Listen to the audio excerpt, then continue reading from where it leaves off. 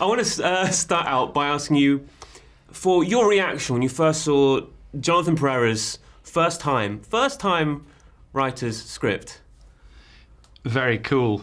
Good moment. I remember it very clearly. I mean, I read it, I saw it as a log line, said I'd like to, my agent said, you have any interest in this? And I wrote back and said, yes, immediately, send it to me. Knew nothing about it, had no baggage, he was a completely unknown writer, had no studio attached, had no people attached, it wasn't set up anywhere.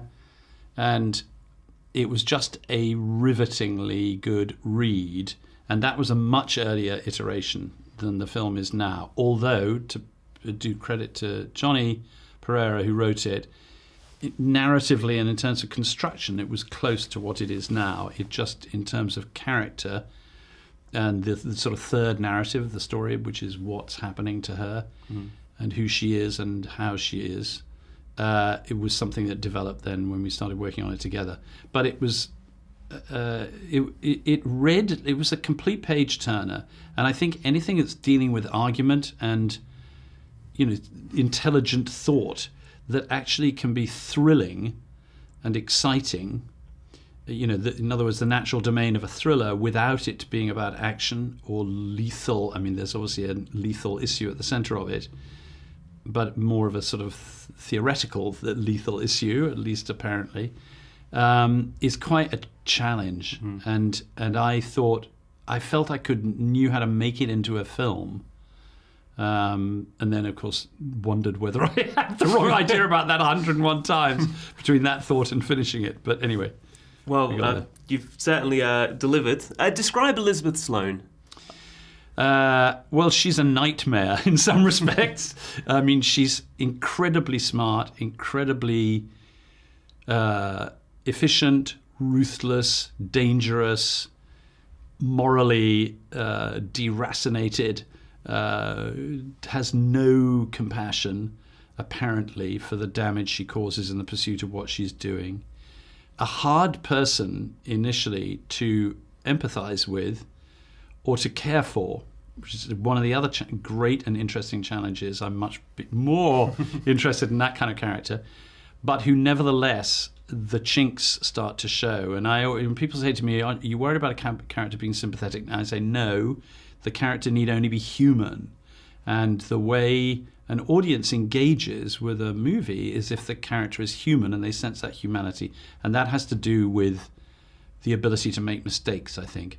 And this is a woman who prides herself on never making a mistake. This is a role that I'm guessing the vast majority of women in Hollywood wanted. What made Jessica... I'm not sure about that. I mean, the vast majority of amazing. Movie... It's so well-rounded. Yes, well...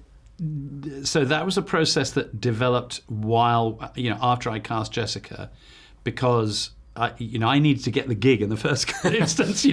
I wasn't being offered it on a plate. Jessica, get me in. Yes, basically. So I thought, okay, I saw Jessica in the part immediately, and I sent her the script and said it's not mine, but it's been sent to me to see whether I'm interested in it, which I certainly am. 20 times more so if you're up for it, because it's got your part name written all over it, in my view.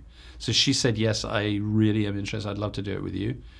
So I don't know how much it got out there, but I think some things would have scared some actors off. You need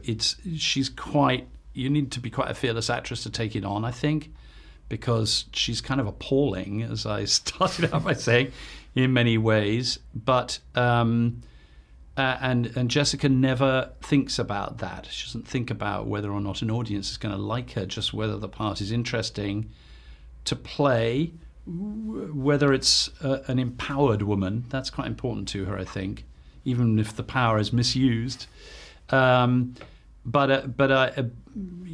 She lets me do my work before she gets seriously involved in all of that, and then we start to work on that aspect of it together. But so I think there were other people. I mean, honestly, all the actors that I met for it, and I met a huge number of actors. It's a big ensemble cast, paradoxically. Everybody responded really, really, really strongly to it. And that's a good sign when that happens. Doesn't mean, say, actors are necessarily the best judge of a film. They're certainly a good judge of what lines they want to say. But I think it's just the experience that they all had which hopefully an audience has as well, of it's so unpredictable. You just don't think it's developing in the way that it's going to.